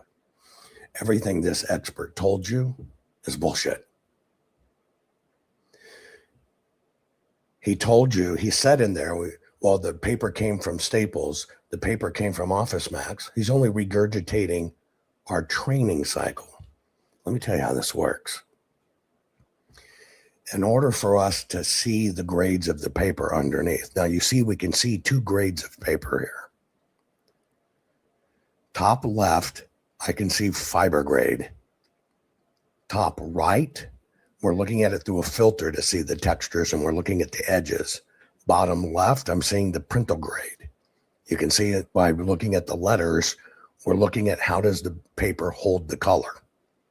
All of that we can measure against based on the right paper.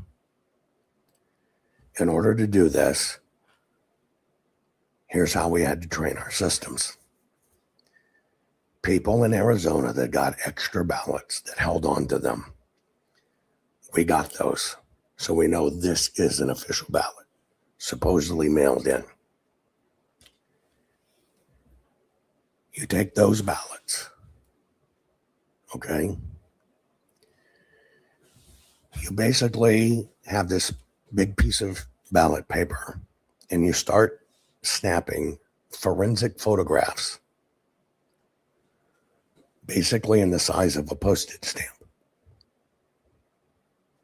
Okay?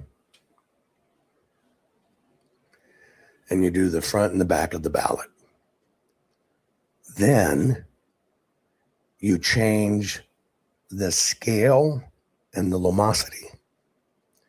Scale means, 100 dpi, 200 dpi, 300 dpi, up.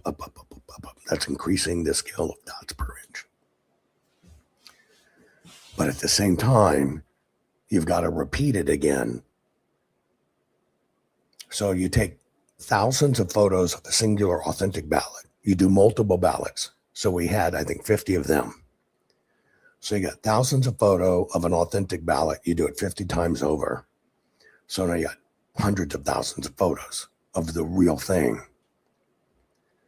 Then You change in increments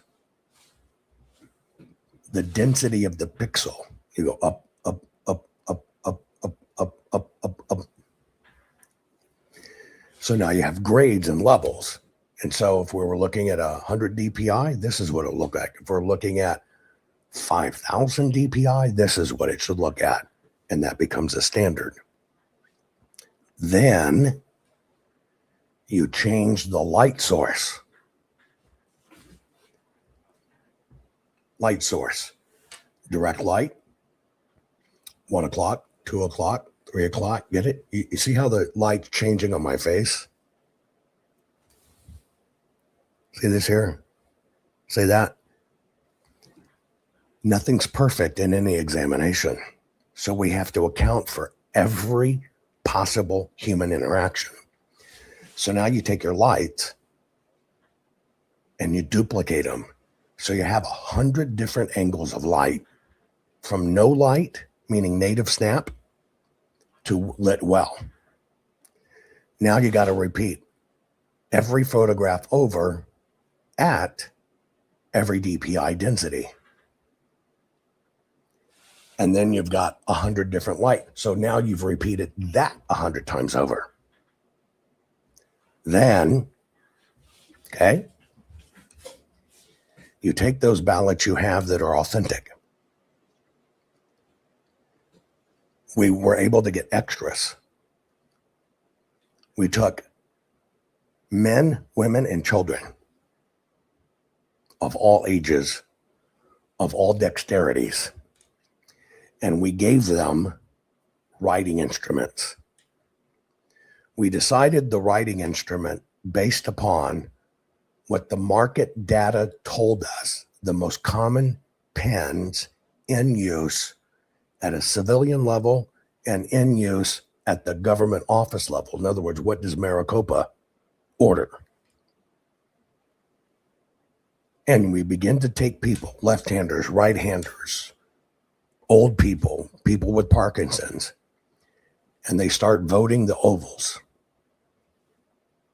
And now we snap every single oval by 100 people. By the instrument they did it, so 20 different times over, by every DPI, by every light source, and you shoot it all over. Millions and millions and millions and millions and millions of images. I can tell you this is a right-hander. Why can I tell you it's a right-hander? I can tell you this is a base blue gel, but I can tell you by looking at that oval, it's a right-hander, and it's what's called impact and liftoff. So we know where they start, we know where they end, and we know it's right-handed because you see the swoops get darker as it goes up. That's a right-hand spin out. You follow what I'm saying? This is forensics. It is only then that you take hundreds of millions of images in every possible age range, every possible lighting range, with pens that come from the very market where it is. You feed it into computers and you teach the computers to recognize it. And then you run this shit through. And the computer tells you, this was a left-handed person, here's the pen they use, here's the paper it was on.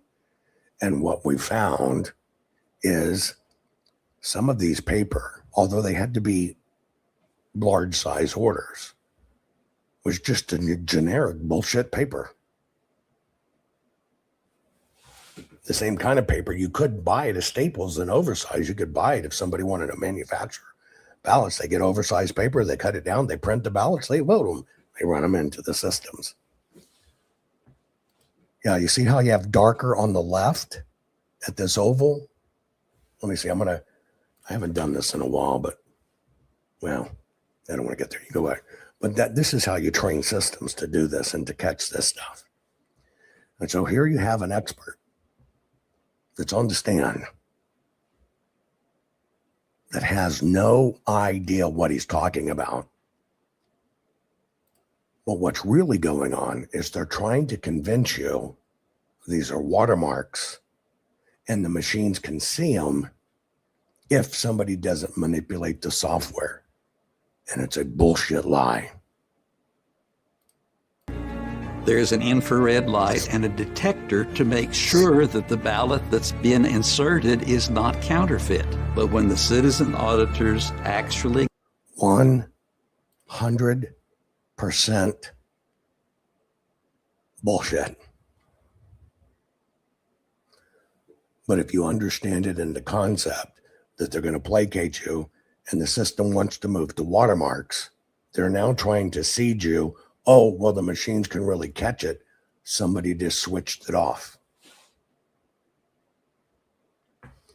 They use our work because you know it. That's the 80% truth they will tell you. But what they're working in is what they really want. What they really want is you to think these machines will catch it when they're scanned in. And it's bullshit. got to look at the ballots. They found 9 or 10 different kinds of paper, most of which came from Staples and Office Max. You say, well, how is this possible that they scanned 2 million ballots and didn't detect and reject the counterfeit paper? It's very simple. There's a configuration setting to turn the detector off.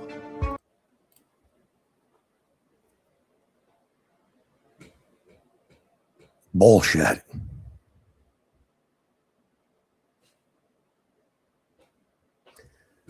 But if they can convince you there's a detector setting that got cut off, what can they convince you?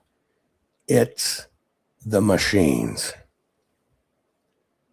There is no setting that does this. There is no detection settings. There is nothing that does this. There is not an infrared reporting back two-way source that confirms or denies it's the right paper. It's not a watermark. It's bullshit. But what they're convincing you of, it's the machines. And who are they keeping you focused on? Well, Dominion happened to provide the scanner. All of this is misdirection bullshit.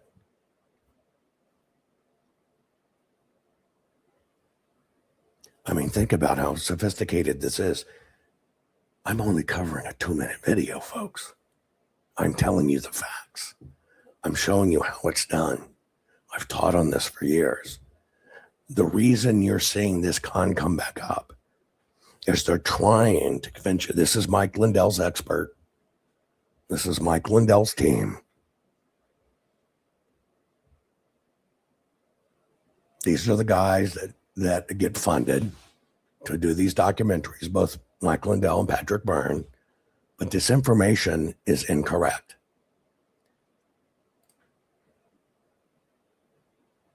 Dr. Daugherty should know this, but he just told you they shut off the software.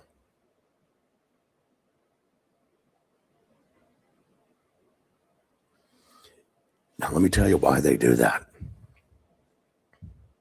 And it's really simple, and this is what you need to understand. If you keep on focusing on the devices,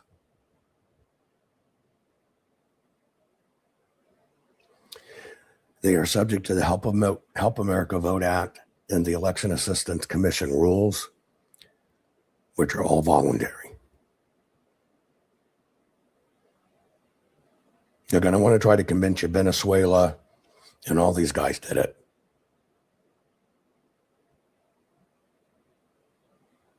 They're going to try to convince you somebody went into a machine and switched something. Why did somebody pick 52 boxes in advance? Because they knew what boxes to choose would be perfect. Was that a fucking machine?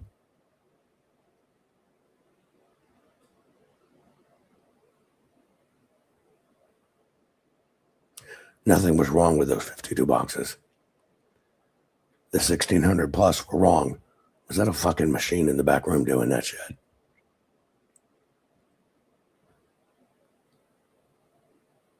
Republican and Democrat officials telling you we ordered vote secure paper.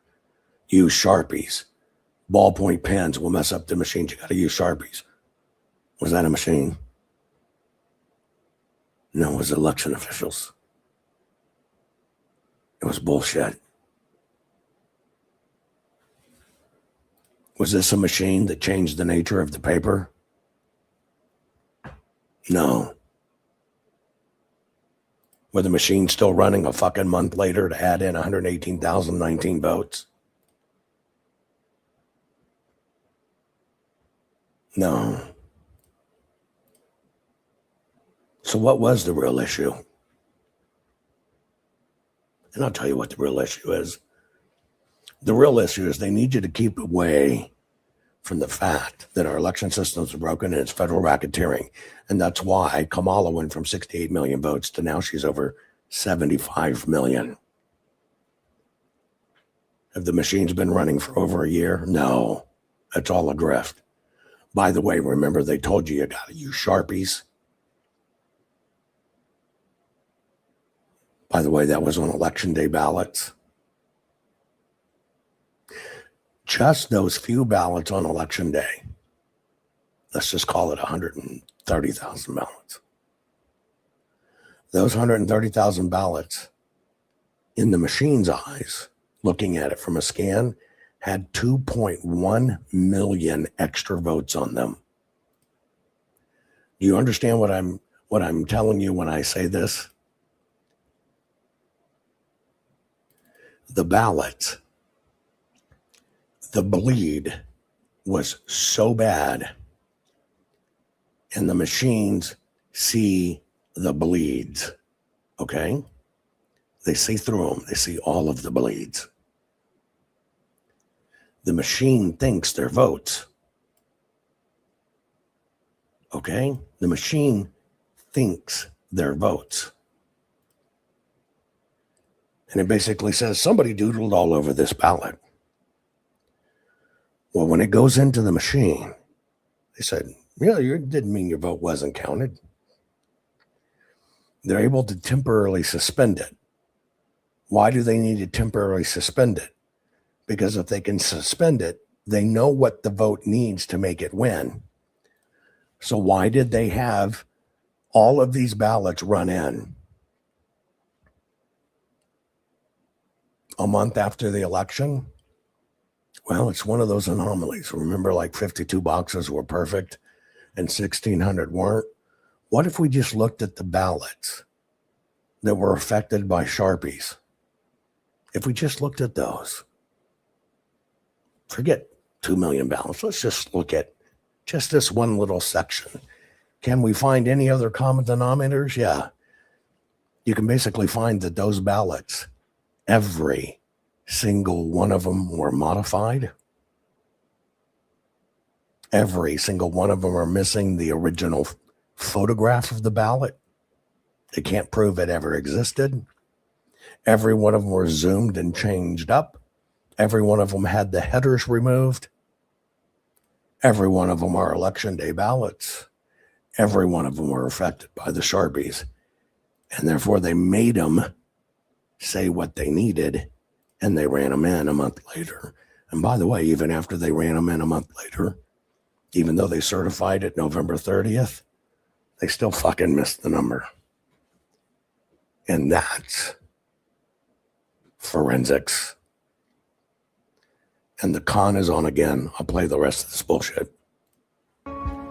So basically, the machine was set not to check whether the paper being inserted was counterfeit paper. And the machine being changed is a boo-boo not provable. Fuck with the paper. This is 165,000 state felonies, 165,000 U.S. felonies, each one its own felony.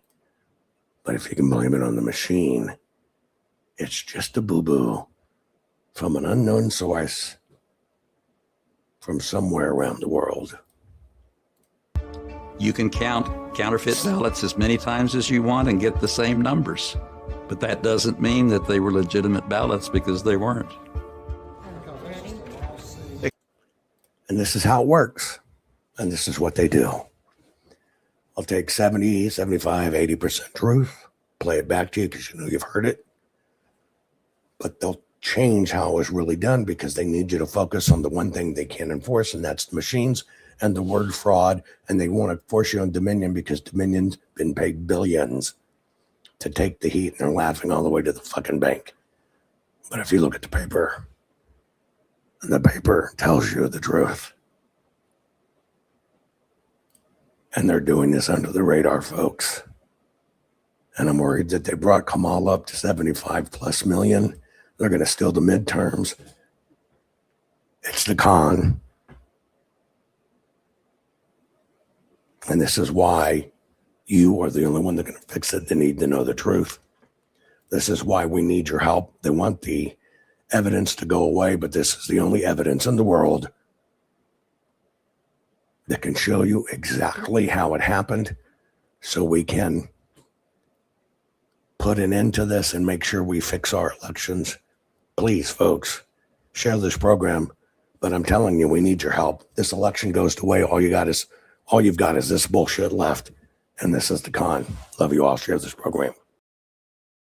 Our courts are based on clear and convincing evidence.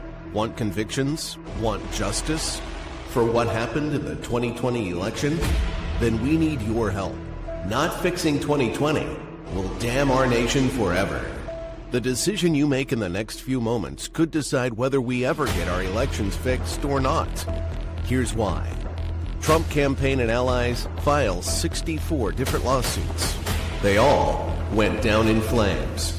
100% of these cases were presented on "It's the machines," or "The machines changed the votes," or "The voting company executive said he would make sure Donald J. Trump would not win." They all went down in flames. Why? You can't bring theories to court as evidence. No supposed Zoom call or six-degree polynomial math theory or census data is or ever will be proof of fraud. You can't bring theories to court as evidence. Here's why. In both civil and criminal law, the side making a claim carries the burden of proof, and prosecutors must prove guilt beyond a reasonable doubt. Without physical or otherwise verifiable evidence, a case cannot meet this high threshold. Physical evidence is the key. The question is, did anyone get relevant, reliable, provable, testable, and duplicatable evidence of what really happened in the 2020 general election? And the answer is yes, absolutely. The full forensic audit of Maricopa County, Arizona is the only evidence-gathering work which gathered relevant, reliable, provable, testable, and duplicatable evidence of what really happened in the 2020 general election. Evidence so damning that the system, the deep state, and those who pulled the strings of this country have fought to keep it hidden and have hoped to have it be forgotten to time.